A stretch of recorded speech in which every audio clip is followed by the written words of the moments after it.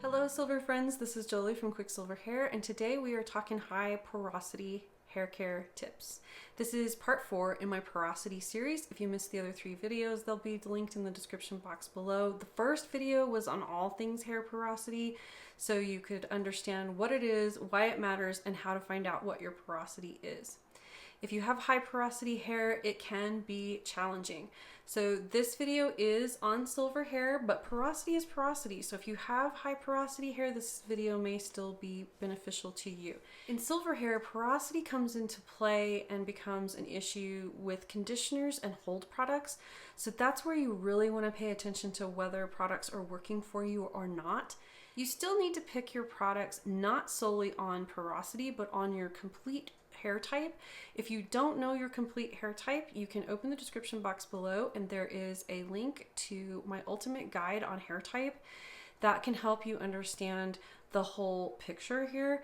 Porosity is just one of the layers of your hair type, and this is really just to give you a another set of tools in your toolbox to dealing with your hair and helping you attain the healthiest hair possible.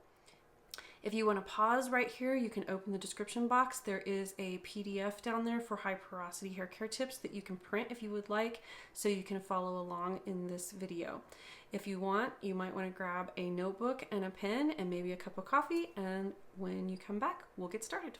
Let's get started with the characteristics of high porosity hair. It is grade 4 or 5 on the porosity scale. Your hair condition may be naturally high porosity, or you may have some severe chemical processing damage or heat damage going on that has caused the porosity of your hair to go up. The sheen of your hair can be dull and kind of lifeless, especially if you are not using the correct conditioners for high porosity hair.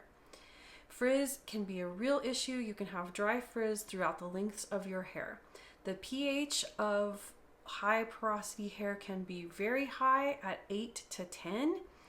Because of this, you can use apple cider vinegar rinses to help pull the pH down to a more normal level for your hair.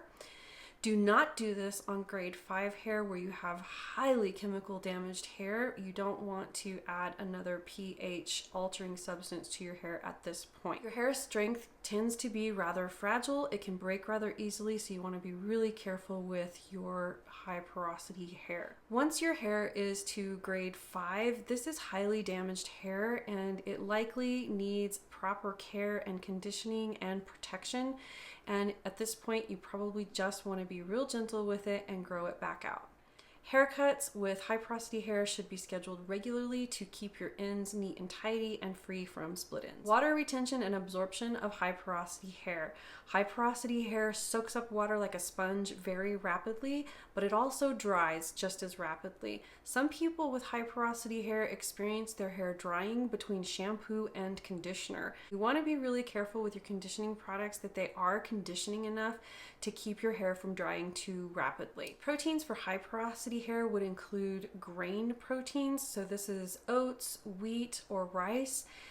You'll find these proteins to be highly beneficial for your high porosity hair because they help fill in that raised cuticle. Protein-rich deep conditioners will be really beneficial to you, and you may want to do that once a week, once every 2 weeks, just depends on how much your hair loves that deep conditioning mask. You may also prefer bond treatments. I would just highly suggest that you don't overdo it and swing the pendulum in the opposite direction and cause your hair to become dry, brittle, and cause more breakage. Cleansing tips for high porosity hair. For those of you with high porosity hair, your hair probably loves low poo or co-washing. This is washing your hair without using surfactants or without using heavy surfactants. Many people with high porosity hair find that co-washing is very beneficial because they are not stripping that much needed moisture out of their hair. Clarifying, you want to use a gentle clarifying shampoo, sometimes only about once every 4 to 6 weeks, depending on how often you wash your hair. If you use silicones, avoid co-washing only and make sure you are using a shampoo once in a while to remove the silicone buildup. Conditioning tips for high porosity hair. You want a good quality conditioner, maybe something with some proteins in it again, and you want to make sure that you rinse your hair with a little bit cooler water because this can help seal the cuticle. Some people say this is a myth, but I do believe it does help with high porosity hair. Deep condition regularly. Just watch out for your hair getting limp or mushy. You might have overdone it at that point. Leave-in for higher porosity hair will likely be a little bit heavier products that do have shea butter, coconut oil, or cocoa butter in them. These butters help coat the hair and keep and trap moisture in the hair so it doesn't dry out so rapidly. Make sure that you use a leave-in with UV and heat protection so that you are helping to protect your hair from further damage and further raising that already high porosity. Tangles and detangling high porosity hair. Your hair probably tangles really easily and it probably breaks really easily. So you want to be very careful with detangling. I highly suggest that with high porosity hair, you detangle with fingers or a wide tooth comb. And if you detangle in the shower on your wet hair, be very careful that you have enough slip in your hair so that you are not causing further breakage. When your hair is wet, it's in its weakest state. So you want to be really careful with wet detangling. Oils for high porosity hair. You may need a silicone-based hair serum, especially for detangling. If you do, just make sure, again, that you're washing your hair with a shampoo to make sure you don't get too much silicone buildup. If you want to avoid silicones altogether, heavier oils and butters will be more beneficial to your hair type because they will help coat the hair and seal in the moisture that you want to keep in and seal out the moisture that you want to keep out. If you have finer high porosity hair, you might want to avoid the heavier oils simply because they will weigh your hair down. You want to seal dry hair with an oil on your hands. That will be great to have that as your last step. There are some methods out there for high porosity hair in particular. Try the LOC or LCO methods of product application. LOC is leave-in, oil, or cream in that order, and then LCO is leave-in, cream, or oil in that order. And this can help seal and protect your cuticle.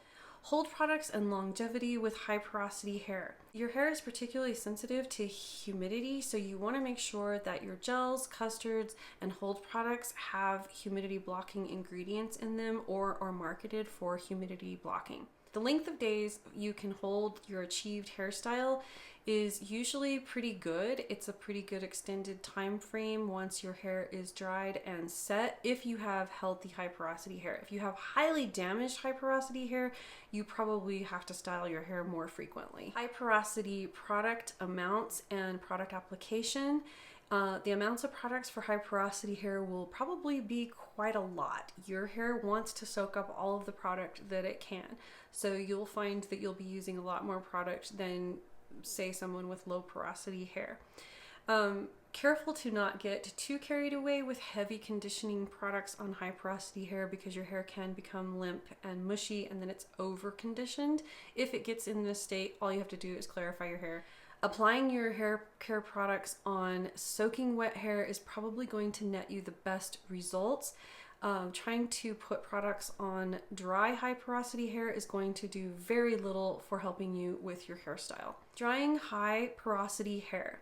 Plopping may be all you need to do to dry your hair, or microplopping, which is where you don't wrap your hair with a towel, but you use a microfiber towel to just kind of scrunch the water out of your hair.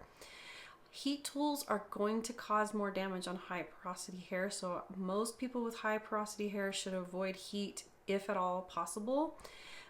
With your blow dryer, you want to use the cool to low settings for diffusing your hair. And your hair tends to dry rapidly, so you may get away with air drying. Watch for your hair drying too fast again, because this means you do not have the right conditioning products in your hair for your hair type. That's it for this video on high porosity. I hope you found it helpful for you and for your hair. If you have any questions, please leave them in the comments section below. I do plan on doing a Q&A video in the porosity series if it warrants it.